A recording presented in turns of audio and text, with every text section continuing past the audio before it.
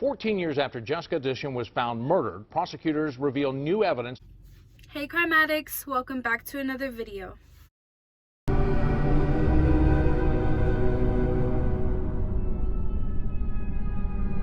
For today's video, we are going over the case of Jessica Dishon. I got the inspiration to go over this case from Cold Case Files, which is on Netflix, and if you haven't checked it out, you definitely should. It's really good. I think I finished it in like 2 days. The title of the episode I'm going over is A Family Secret. Obviously, you're gonna know what happens if you're watching my video, but that episode has like interviews with her parents, all that good stuff, and it's really good. Personally, what made me like this case the most is her parents, and I just love the bond that Jessica and her father had, because you can tell that his daughter was everything to him, and just his protection and the way he feels about her makes me love this case even more. So I'm gonna go ahead and just jump right in. Jessica Dishon disappeared September 10th of 1999. Jessica was a senior at Bullitt Central High School, and I really hope I said that right. I'm probably mispronouncing it. The morning Jessica disappeared, her mother came home and found Jessica's... If I'm looking up, it's because I have my computer right here so I can see all my notes. Her mom arrives home and she finds Jessica's car with her door open. She finds her purse and her phone.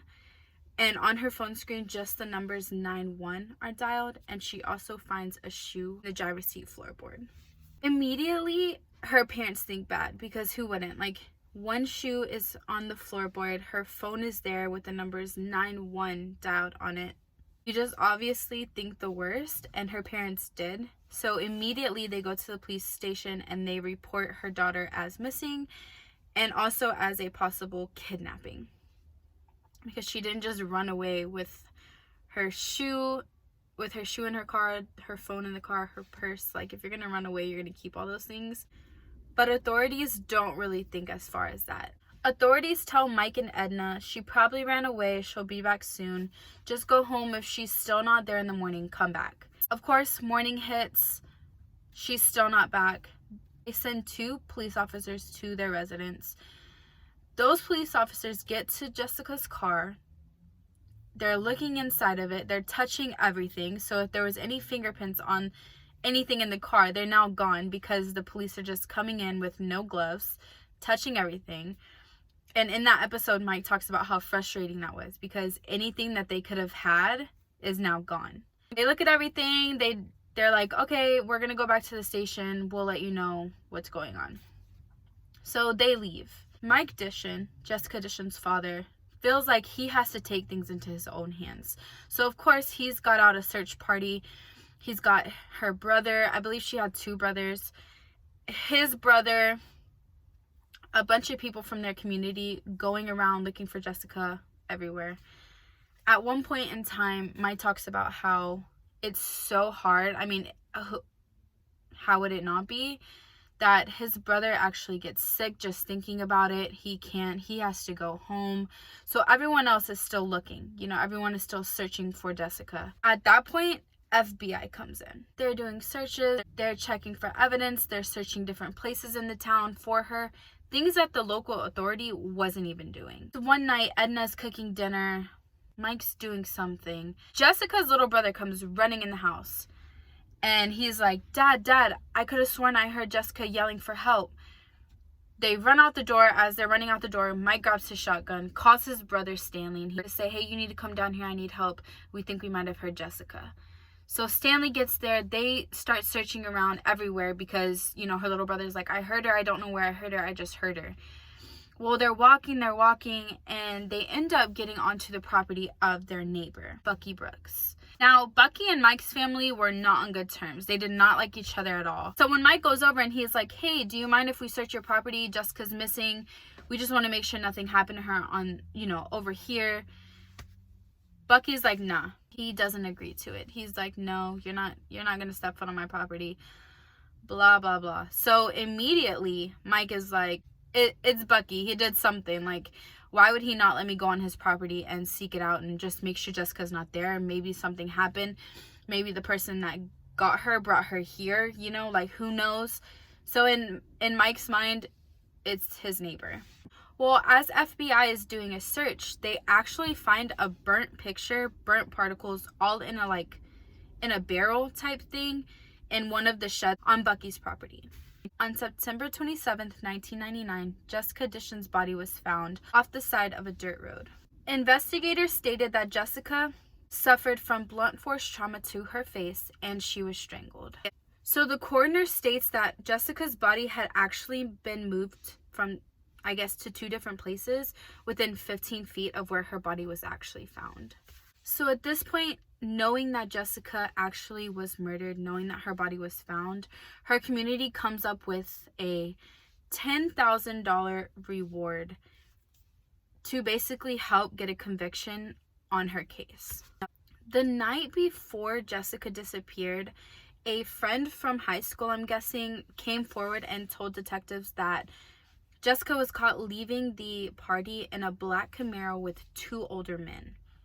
So that is when Bucky Brooks and his brother Tommy, this was in 2001, they were indicted by a grand jury and they sought the death penalty. In 2003, at Bucky's first trial, his trial is pronounced a mistrial because one of the detectives being questioned brings up a failed polygraph test. Now, I don't know if you remember in my very first video, I can't remember if I said it or not, I might have been thinking it. Polygraphs cannot be used in court. So if anyone brings up the word polygraph, it's an automatic mistrial because nobody cares. Those are not reliable. If you bring it up, it's just a mistrial and nothing else can be done. In 2003, all charges on Bucky were dropped, and prosecutors said that that was because they didn't have enough evidence for a conviction anyhow. So mistrial happened because of the failed polygraph test, and then in 2003, all his charges are dropped because now they just don't have enough information on him. And it's the truth. Like, yes, they found the burnt particles. They never found out what the burnt particles were. They found the picture. That doesn't really say that he murdered her. So in 2005, Jessica's mother, Edna, has hope when a publisher for a journal comes out with an article asking for the person responsible to come forward so Jessica's case can be put at peace. In October 2005, the lead detective on Jessica's case loses his battle to lupus, and the Bullitt County Sheriff Department hires Larry Carroll as the new lead detective. This is in 2007. At this point, they have no leads. They have nothing on the case, and it isn't until an inmate in the local prison speaks with an investigator giving him information that his former inmate actually confessed to the murder of Jessica Dishon. The inmate confessed to knocking Jessica out, wrapping her up in a non-fitted sheet in her bed, taking her to an abandoned shed. He tortured her there, and then he strangled her. So if you think about it, yes, that is how she died. Now, this inmate could have gotten that information on the news, anything like that. But if you listen to his statement, how would he have known that the person that killed her took the sheet from the bed? Because not even police knew that. They didn't know about the sheet. They didn't know about the abandoned shed. They didn't know about any of that. So his confession kind of threw investigators off. And it continues to throw them off until he hits them with the name of the person who actually confessed. And I tell you guys, you're not ready. You're not ready. And the name he gives is Stanley Dishon, Jessica's uncle. I kind of just threw it out there, but when you watch the episode, it's even more crazier. It isn't until investigators go back into prison records and realize that the inmate's story is actually true. They were in the same cell together when both of them were in prison, which Stanley was actually serving time for sexual assault and other sex crimes. Later, investigators find out that Stanley Dishon was actually sexually assaulting Jessica. And it isn't until Jessica gets a boyfriend, she realizes she's not going to let her uncle take advantage of her anymore. She's going to do something about it. She threatens Stanley, telling him, if you don't stop, I'm going to tell my dad and I'm going to tell my boyfriend and everyone's going to know what you're doing to me. He's jealous about the boyfriend. He's scared about his brother finding out. So he takes matters into his own hands. So once she realizes that Stanley's whole mood changes, she runs for the house. She was getting ready to run out of the car, which is why her shoe was on the floorboard, because it got stuck. So she runs in the house. Stanley runs after her. They get to her bedroom. She's trying to close the door, and he ends up pushing it open. While they're in the room, they're still yelling back and forth. They're arguing. He ends up punches her, knocks her out, wraps her in the sheet, and then he takes her to the abandoned shed where he tortures her for days and then strangles her. We actually find out later in the investigation that Stanley had been molesting multiple family members, not just Jessica. All of them were actually really scared to come forward. They didn't know what he was going to do. He had threatened them. But when they realized what he did to Jessica, they decided to tell their stories so it could go against him. So in May of 2014, he looks over and just makes a random comment about how there's the shed where everyone parties, and the detective is like, wait, what? And so they stop the car. They go into the shed. They're just looking because, of course, if you remember in the statement from the inmate, he talks about how that's where Stanley took her. So they stop. They go into the shed. They're just searching around. They're searching around. They're trying to find anything.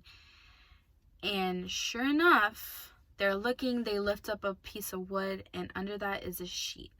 And the detective is like, that looks really familiar to the bedding in your little sister's room. Mike and Edna never changed Jessica's room. They take the sheet, they go back to the house, and sure enough, it matches the bedspread. That right there kind of sets the story straight. They know that the inmate didn't lie, although they already had things to back that up. This is the proof. In December of 2014, the judge sets Stanley's trial date for the slaying of Jessica for July 24th, 2015. In July of 2015, Stanley does plead guilty to the murder of Jessica. In March of 2015, Stanley is sentenced to 20 years for manslaughter and other sex crimes. He'll have to serve 85% of his sentence before even being eligible for parole. I'm going to go ahead and clip in some words from her parents. It's hatred, you know what I'm saying? Of somebody taking your 17-year-old kid and killing her and raping her. Sitting in prison is not justice. I have to work every day to pay taxes. For him to be able to stay in prison after what he did to my Jessica, that's not justice. Stanley will be 70-some years old when he gets out, and I'll be waiting for him. That is pretty much the whole case.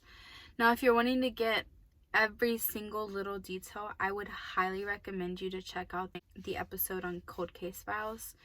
It's really good. They go into more detail, obviously. I can't do that. If I could, but my video would be almost an hour long.